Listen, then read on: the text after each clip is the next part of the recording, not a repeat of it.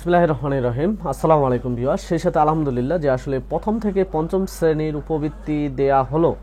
তো ভিউয়ার্স, আসলে প্রথম থেকে পঞ্চম শ্রেণীর যে উপবৃত্তিটা, এটা আসলে এখন পর্যন্ত বাংলাদেশের কতগুলো স্কুলে দেওয়া হয়েছে, কোন কোন এলাকায় দেওয়া হয়েছে, কতজনকে দেওয়া হয়েছে, আজকে রাতে কতজনকে দেওয়া হবে, এই বিষয়গুলো সম্পর্কে যদি বিস্তারিত জানতে চান তাহলে অবশ্যই আপনাদের প্রতি অনুরোধ করব সম্পূর্ণ ভিডিওটা দেখবেন। আর সেই সাথে যারা 78% মানুষ এখন পর্যন্ত আমার চ্যানেলটাকে সাবস্ক্রাইব করলেন না, তারা সাবস্ক্রাইব করে পাশে থাকা বেল আইকনটি বাজিয়ে রাখলে ভিডিও সবার আগে পেয়ে যাবেন। আমি 100% সত্য নির্ভর ভিডিও তৈরি করি এবং বাংলাদেশের যে সকল অফিসগুলোর সাথে আমার যোগাযোগ রয়েছে, আমি সেগুলোর কাছ থেকে তথ্য নিয়েই কিন্তু ভিডিও তৈরি করি। তো এখন বিষয়টা হলো যে হাই স্কুল কলেজের টাকা কি আজকে দিবে? তো অনেক স্টুডেন্ট ভাই বা ছাত্রী আপুরা আপনারা রয়েছেন যে আপনাদের একটা দাবি, সেটা হচ্ছে যে হাই স্কুল কলেজের টাকাগুলো কেন দিচ্ছে না, প্রথম থেকে পঞ্চম শ্রেণীর টাকা দিচ্ছে, এটা কি আমি ভুয়া ভিডিও তৈরি করতেছি? আর হাই স্কুল কলেজের টাকা কবে দিবি? তো আমি যেটা জানি যে সবচেয়ে বেশি আমার যে অডিয়েন্স রয়েছে তারা যে হাই স্কুল থেকে কলেজ লেভেলের ইন্টারমিডিয়েট পর্যন্ত, এরপরে রয়েছে ডিগ্রি, মাস্টার্স, অনার্স। তো আমি আপনাদের সবাইকে নিয়েই কিন্তু আমি একটা ভিডিওর মধ্যে কথা বলি এবং সেই সাথে আমি একটা বিষয় বলতে ভুলে যাই সব সময়, যে আসলে আপনারা যারা মাদ্রাসায় রয়েছেন, মাদ্রাসার ছাত্রছাত্রীরা মনে করেন যে আপনাদেরকে নিয়ে হয়তো বা আমরা কোনো বৈষম্য করতেছি। যে যতগুলো ইউটিউবার দেখলাম যে সবাই শুধু হাই স্কুল কলেজ প্রথম থেকে পঞ্চম শ্রেণী এগুলোর কথা বলে, ইবতিদায়ী, দাখিল অথবা আলিম মাদ্রাসা বা ফাজিল কামিল এগুলো নিয়ে কোনো কথা বলে না। তো ভিউয়ার্স, আমি আপনাদেরকে বলি যে যারা মাদ্রাসায় রয়েছেন, যারা পলিটেকনিক্যালে রয়েছেন বা যারা মনে করেন যে আপনাদের কারিগরি শিক্ষা বোর্ডে রয়েছেন, সবার কিন্তু উপবৃত্তি একসাথেই দিয়ে দেয়। আবেদনটা হয়তো বা দুদিন একদিন আগাপাছা করে, কিন্তু যখন উপবৃত্তি দেওয়া শুরু হয় আপনাদের উচ্চ মাধ্যমিক লেভেলের, তখন দেখবেন যে মাধ্যমিক, উচ্চ মাধ্যমিক একসাথে সবাইকে দিয়ে দেয়, একসাথেই এগুলো কিন্তু একই সিস্টেমে পরিচালিত হয়। তো যেহেতু মনে করেন যে আমি এখন এই ভিডিওটা তৈরি করতেছি আপনাদের সবার জন্য, তো আমি এখন আপনাদের কাছে সর্বপ্রথম একটা বিষয় বলতে চাই, তা আমি কিন্তু আমার এই ভিডিওগুলো বেশ কিছু গ্রুপে দিছিলাম। এর আগে গ্রুপে দেওয়ার পরে অনেকজনই কিন্তু মনে করেন যে বলতে পারে না যে আসলে তাদের অ্যাকাউন্টে টাকাটা গেছে। যেরকম এর আগে বিধবা ভাতার টাকা দিল, বয়স্ক ভাতার টাকা দিল, তারপর প্রতিবন্ধী ভাতা, তারপর গর্ভবতী ভাতা। তো তারা কিন্তু জানি না যে বাংলাদেশ সরকার টাকা দিচ্ছে, অনেকের কাছে মেসেজও যায়নি। তারা আমার ভিডিওটা দেখে পরবর্তীতে মেসেজ চেক করে দেখছে যে হ্যাঁ, তাদের অ্যাকাউন্টে টাকাটা চলে গেছে। তো এই টাকাগুলো না তুললে অনেক সময় হয় কি, আপনার কাছ থেকে বলে যে আমরা অমুক জেলা থেকে বা উপজেলা থেকে বলতেছি, শিক্ষা অফিস থেকে, আপনি পিনকোড দেন, ওটিপি কোড দেন, পরে হ্যাকার কিন্তু টাকাগুলো নিয়ে যায়। তো যার কারণে ভিডিওগুলো গ্রুপে পাবলিশ করতে গেলে গ্রুপের যারা অ্যাডমিন রয়েছে অন্যান্য গ্রুপে, এরা আমার কাছে মোটা অঙ্কের টাকা দাবি করতেছে যে মাসে তাদেরকে 5,000 বা 10,000 করে টাকা দিতে হবে, তাহলে তারা আমার ভিডিওগুলো গ্রুপে অ্যাকসেপ্ট করবে বা পাবলিশ করে নেবে। কারণ আমার ভিডিওগুলো 100% সত্য নির্ভর। এই ভিডিও যদি গ্রুপে দেওয়া যায় তাহলে দেখবেন যে গ্রুপের যে অ্যাডমিন রয়েছে তারা যে পোস্টগুলো করে সেগুলো মনে করেন যে তারা ভুয়া পোস্ট করার কারণে গ্রুপের মধ্যে দেখবেন যে বেশিরভাগই ভুয়া পোস্ট করে। তো ভুয়া পোস্ট করার কারণে তারা কিন্তু তাদের যে পোস্টগুলো রয়েছে সেখানে আর নিশ পায় না, যার কারণে তারা মনে করেন যে আপনাদেরকে সত্য কথাটা জানাইতে দেয় না। এর কারণে আমি আপনাদেরকে বলবো যে আমার নিজস্ব গ্রুপ রয়েছে, তো সেই গ্রুপটাতে আপনারা এখন যুক্ত ভিউয়ার্স। আপনারা দেখতে পাচ্ছেন যে এখানে একটা গ্রুপ আমি নিয়ে এসেছি। গ্রুপটা শিক্ষা উপবৃত্তি ও সরকারি ভাতার হেল্প পোস্ট।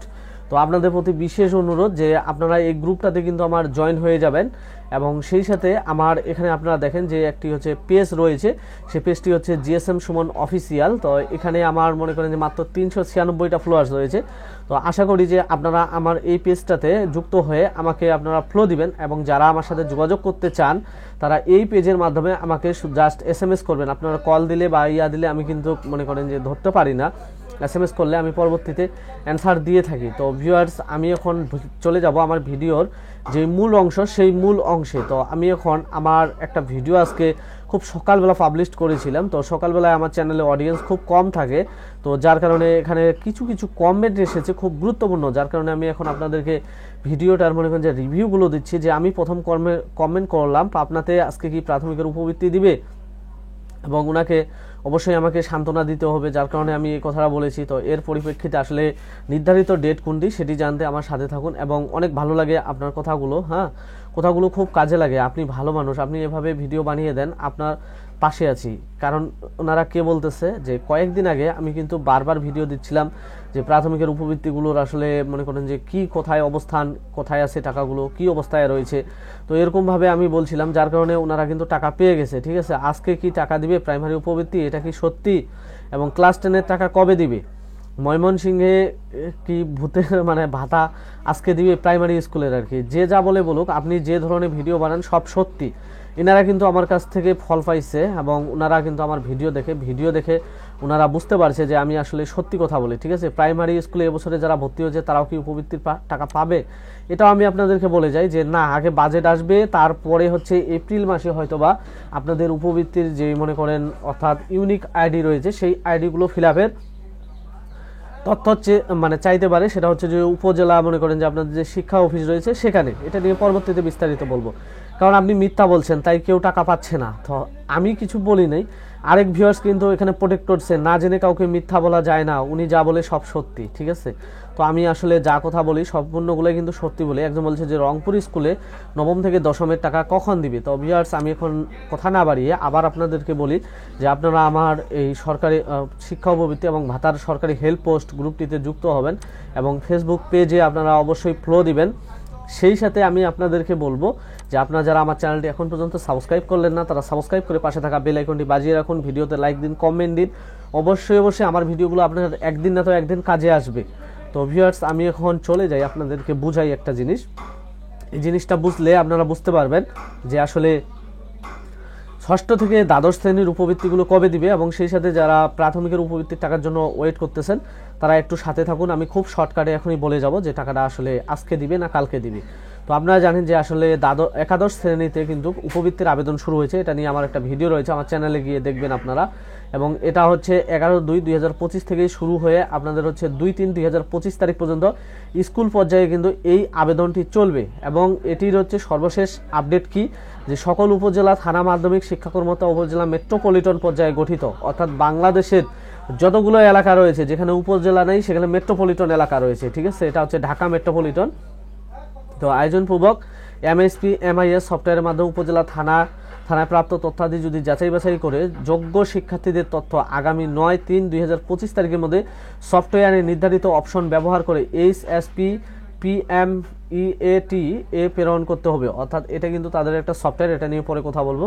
তো এটার কিন্তু লাস্ট ডেট হচ্ছে 9/3/2025। কেন লাস্ট ডেট, এটা কেন খুব দ্রুত শেষ করতেছে, যে এটা হচ্ছে যে আপনারা জানেন যে এটা চলবে রোজার মাস এবং সেটা হচ্ছে মার্চ মাসের 9 তারিখে।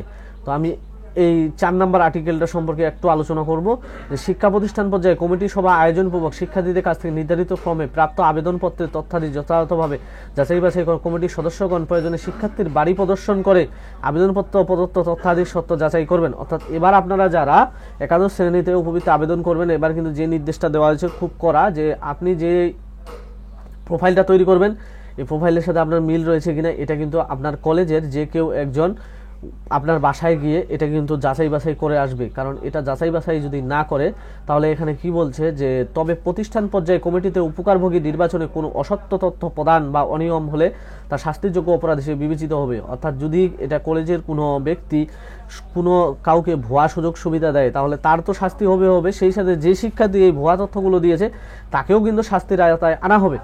এখন আমি আপনাদেরকে বলি যে যারা হচ্ছে ষষ্ঠ থেকে দ্বাদশ শ্রেণী পর্যন্ত উপবৃত্তির জন্য কথা বলতেছেন, শুধু ক্লাস নবম বা দশম শ্রেণী না, তো তাদেরকে আমি বলবো যে 9/3/2025 তারিখের মধ্যে যদি সফটওয়্যারের এই কাজটা শেষ করা হয়, আমি যতটুকু জানি যে এবার কিন্তু রমজান মাসে কোনো ক্রমেই এটা কিন্তু বাড়ানো হবে না। এবং সেই সাথে আমার যে বিশ্বাসটা রয়েছে তা হচ্ছে যে মার্চের 10 তারিখে কিন্তু আপনাদের একটি প্যারোলের চিঠি আসার কথা রয়েছে। 9 তারিখে এটা যদি শেষ হয় তাহলে কিন্তু 10 তারিখে আপনাদের যে উপবৃত্তির একটি প্যারোল লাগে, প্যারোলের সেই তালিকাটা প্রত্যেকটি দেখবেন যে হচ্ছে উপজেলায় কিন্তু পাঠিয়ে দিবে বা স্কুলের মধ্যে পাঠিয়ে দিবে যে আসলে আপনারা এই প্যারোলটা খুব দ্রুত তৈরি করেন।